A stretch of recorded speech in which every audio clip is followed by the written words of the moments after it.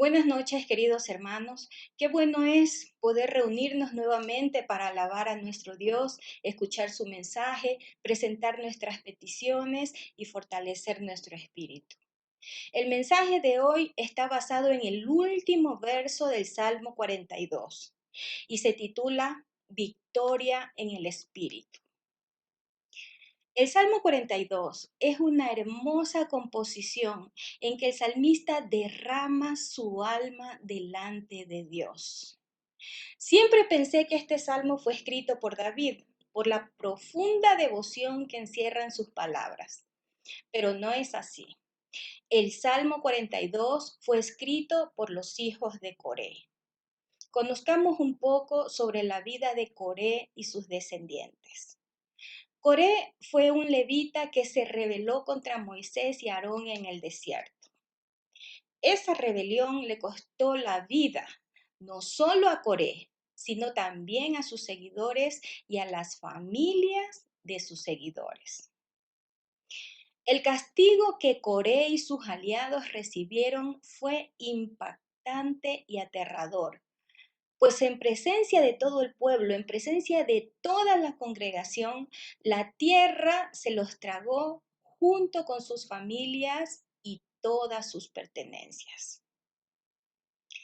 Pero curiosamente, los hijos de Coré, que eran pequeñitos, no murieron. Ellos sobrevivieron.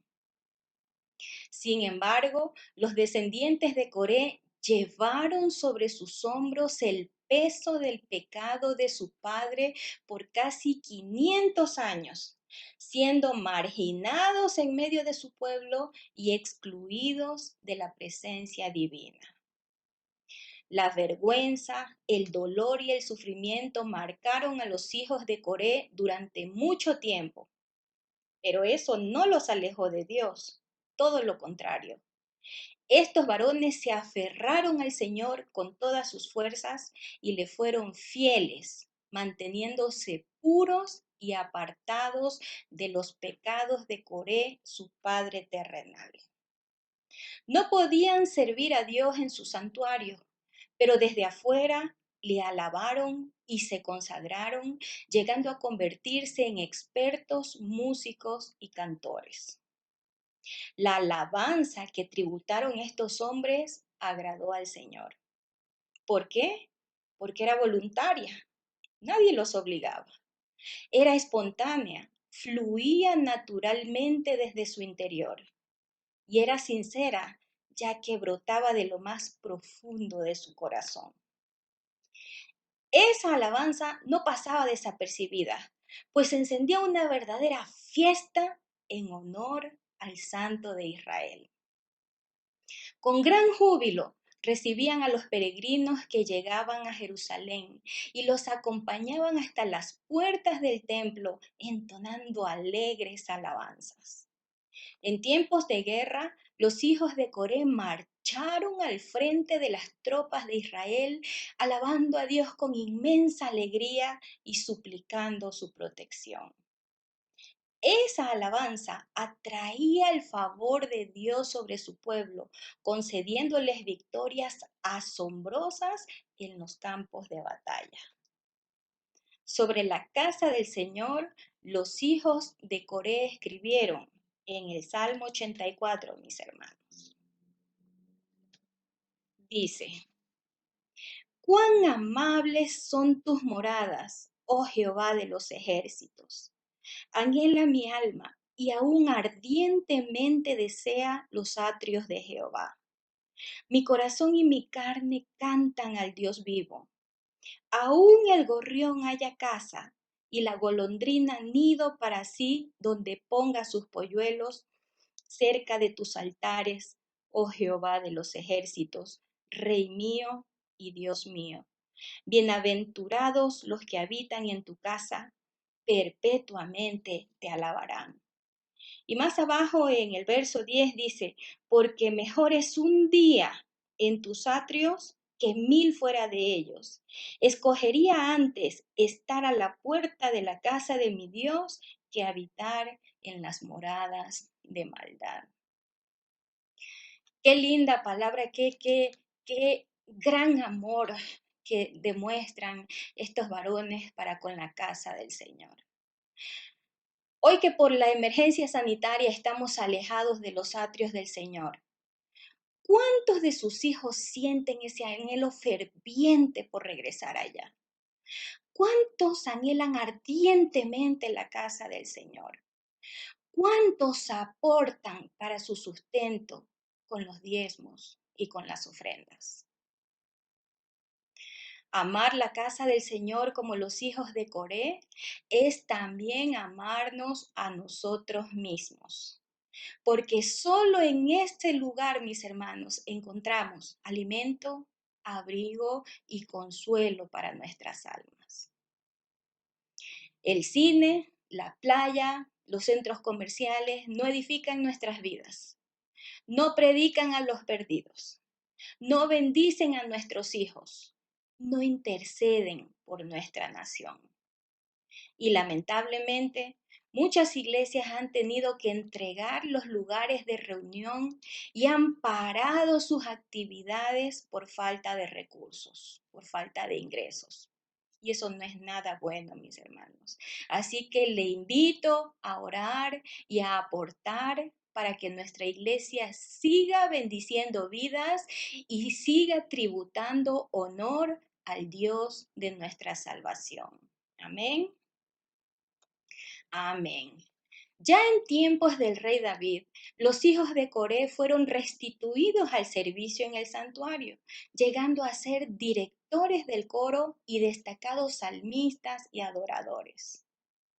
Dios nunca maldijo a los hijos de Coré. Los maldijeron sus hermanos israelitas con su actitud negativa hacia ellos.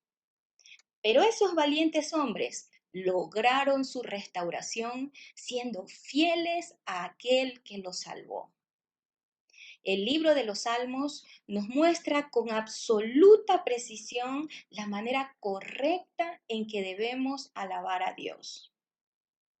El rey David y los hijos de Coré están entre sus inspirados autores.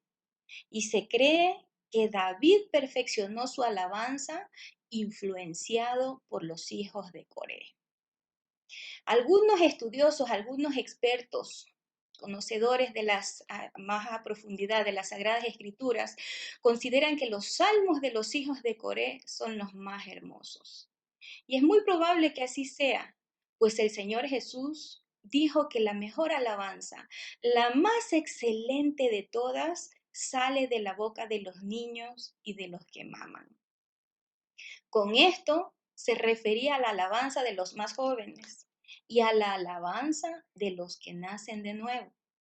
Pero también se refería a la alabanza de la fiel descendencia de Coré, que comenzó con sus tiernos hijitos y llegó a consolidarse como una de las mayores fortalezas del pueblo de Israel. Los hijos de Coré nos enseñan que alabar al Todopoderoso, aún en medio de las dificultades y el dolor, trae victoria. ¿Quiénes quieren tener victoria? Todos la queremos, mis hermanos. Todos la queremos. Sigamos entonces el ejemplo de estos valientes. Ahora que ya sabemos quién o quiénes escribieron el Salmo 42, leamos el versículo 11 para extraer algunas enseñanzas. Salmo 42, 11. Dice la palabra del Señor. ¿Por qué te abates, oh alma mía? ¿Y por qué te turbas dentro de mí? Espera en Dios, porque aún he de alabarle, salvación mía y Dios mío. Este hermoso verso nos muestra una típica batalla espiritual. Muchas veces las personas no están conscientes de las batallas espirituales, pero las enfrentamos permanentemente. Enfrentamos batallas espirituales permanentemente porque nuestro ser integral se compone de cuerpo, alma y espíritu. El cuerpo es el envase en que vivimos. el alma son los deseos, sentimientos y emociones. Y el espíritu es esa parte de nuestro ser que nos permite conectarnos con Dios. Estos tres elementos tienen naturalezas opuestas, naturalezas distintas.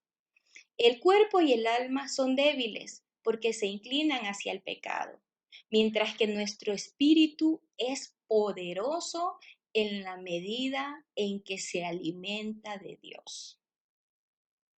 El conflicto surge en nuestro interior, mis hermanos, porque el alma y el espíritu compiten entre sí por dominar a la persona. Uno de los dos tomará el control y el resto de nuestro ser obedecerá. De allí que las personas son carnales, gobernadas por los malos deseos, o espirituales, gobernadas por el espíritu. Para gloria de nuestro Dios, nuestro salmista venció en la guerra espiritual que afrontaba al momento de escribir el verso, al momento de escribir el salmo. ¿Cuál fue la clave de su victoria? ¿Cuál fue la clave de la victoria del salmista? La clave de la victoria del salmista está en que su espíritu, fortalecido en Dios, se impuso sobre su alma turbada y abatida y la sometió a la voluntad divina. El abatimiento y la turbación son estados emocionales muy peligrosos.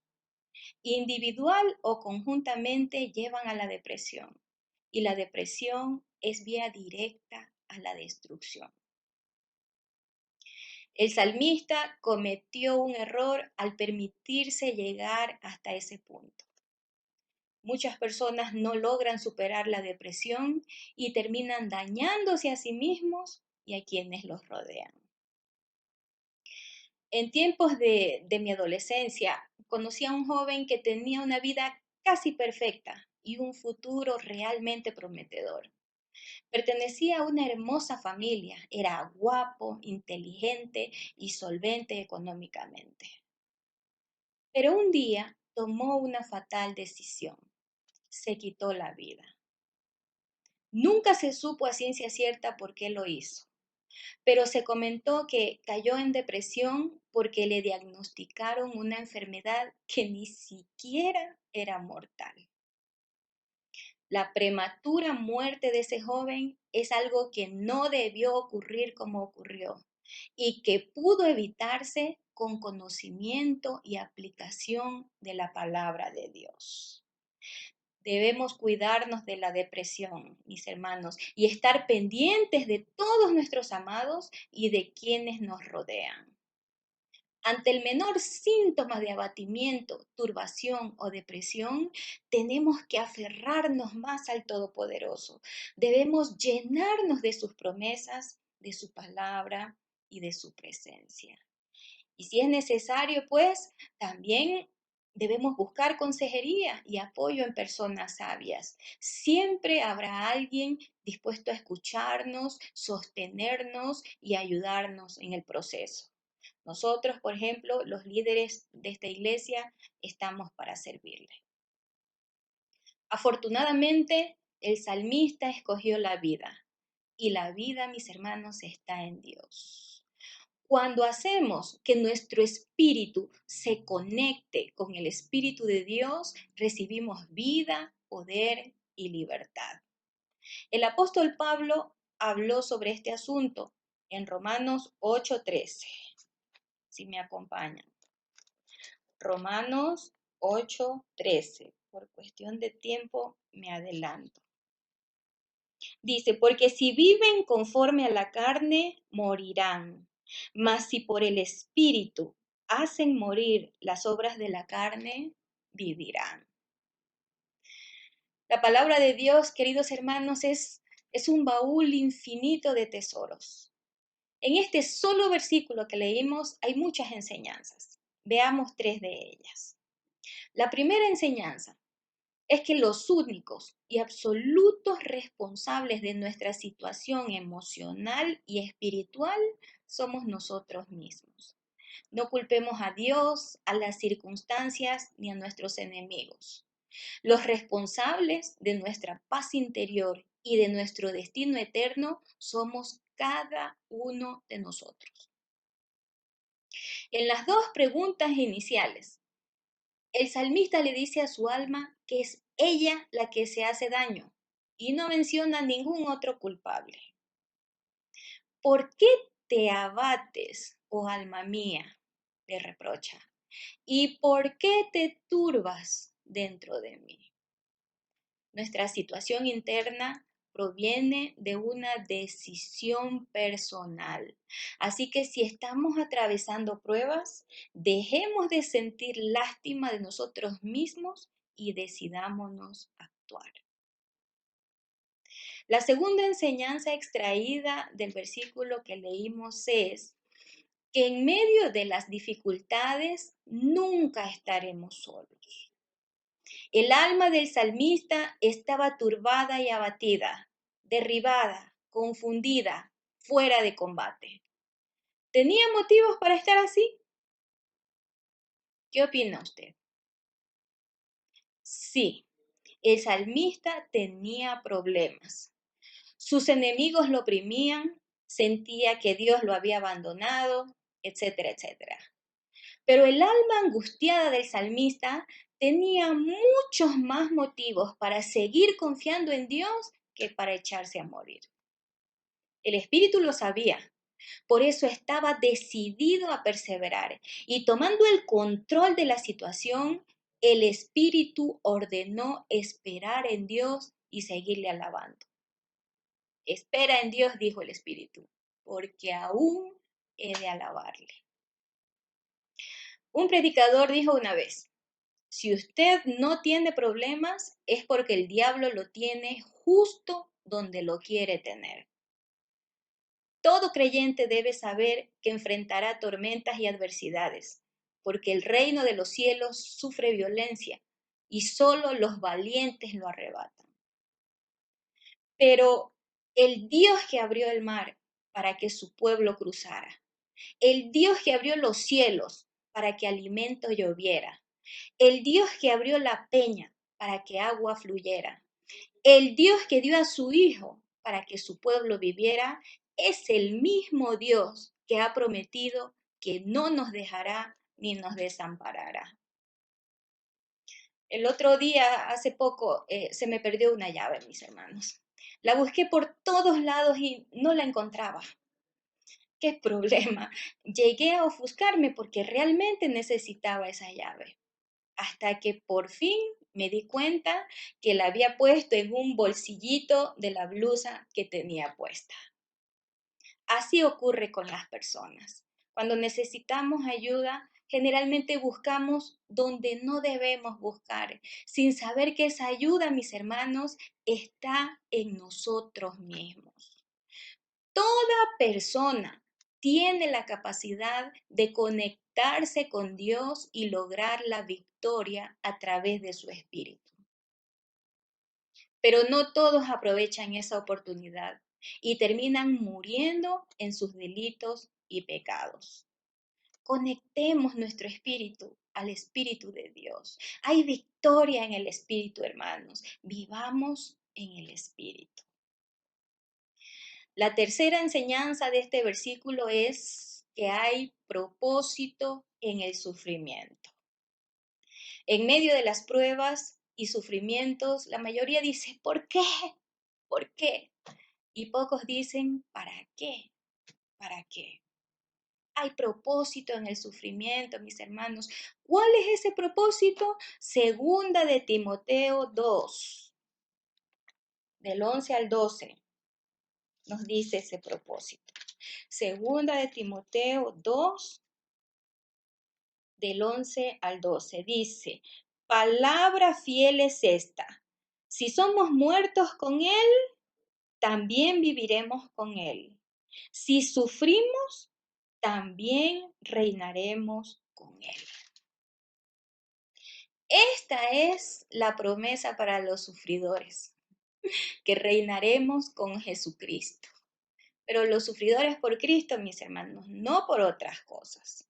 El sufrimiento no es un pago por nuestra salvación. La salvación es por gracia. Pero escrito está, el discípulo no es más que su maestro, ni el siervo más que su señor. Bástele al discípulo ser como su maestro y al siervo como su señor. Si al padre de familia llamaron Belcebú, ¿cuánto más a los de su casa? Estos versos nos dicen, mis hermanos, que si nuestro Señor, siendo quien es, padeció lo que padeció, ¿quiénes somos nosotros para no sufrir padecimientos? Otro punto a considerar es que el enemigo de nuestro Señor Jesucristo es también nuestro enemigo. Ese enemigo vino para robar, matar y destruir. Y hará todo lo que esté a su alcance para hacer precisamente eso en nuestra vida.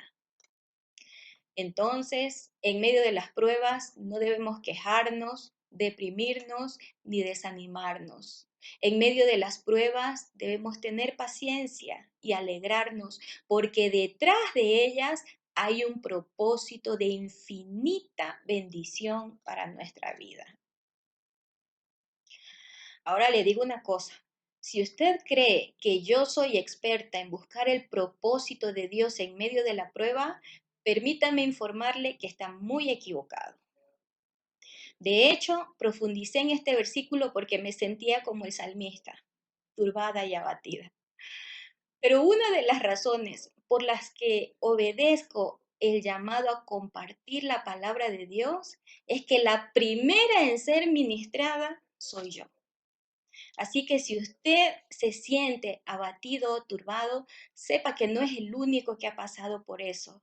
Y que aunque se haya hundido en el abismo más profundo, en el abismo más oscuro, de allá Dios lo sacará si toma la decisión de buscarle de todo corazón. La batalla espiritual de nuestro salmista termina con una confesión de victoria. El hombre dijo, Dios es mi salvador. La victoria del salmista es una victoria rotunda y contundente, pero no es la típica victoria sobre un enemigo, sino una victoria sobre sí mismo.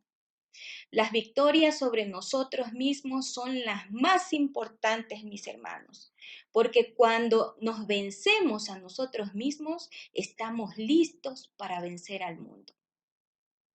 Amén. Amén. ¿En qué consistió la victoria del salmista? La victoria del salmista consistió en tomar la decisión de esperar en el Señor, en decidir perseverar hasta el final. ¿Hasta cuándo debemos los creyentes esperar y perseverar en Dios? La Biblia dice que debemos esperar pacientemente y perseverar hasta la venida del Señor. Y la venida de nuestro Señor está muy cerca, mis hermanos. Las señales se están cumpliendo. Luego, cuando ya estemos con Él, Dios enjugará toda lágrima de nuestros ojos y ya no habrá muerte, ni habrá llanto, ni clamor, ni dolor. Así que este no es el momento para rendirse. El mundo llama tontos a los que perseveran en Dios a pesar de las dificultades, pero Dios los llama vencedores y tiene para ellos grandes, grandes recompensas. Hoy Dios quiere ayudarnos a vencer el temor, la angustia, la depresión, la tristeza, el estrés y la ansiedad. Él quiere llenar nuestros corazones de su gozo y de su paz. Aceptemos su gracia y crezcamos en ella. Si lo hacemos, nada ni nadie nos podrá separar del amor de Cristo. Y cuando estemos con Él, comprenderemos que todo sufrimiento habrá valido la pena. Si no lo hacemos, hermanos, seguro lo lamentaremos. Si el Señor tocó hoy su corazón y usted quiere recibirle en su vida como Señor y Salvador, haga una sencilla oración. Pídale perdón por sus pecados y comprométase con Él. no con las personas, a seguir sus pasos y a serle fiel. Luego, congréguese en una iglesia que le ayude a madurar su fe. Nos encantará acompañarle en ese proceso si tiene a bien congregarse con nosotros.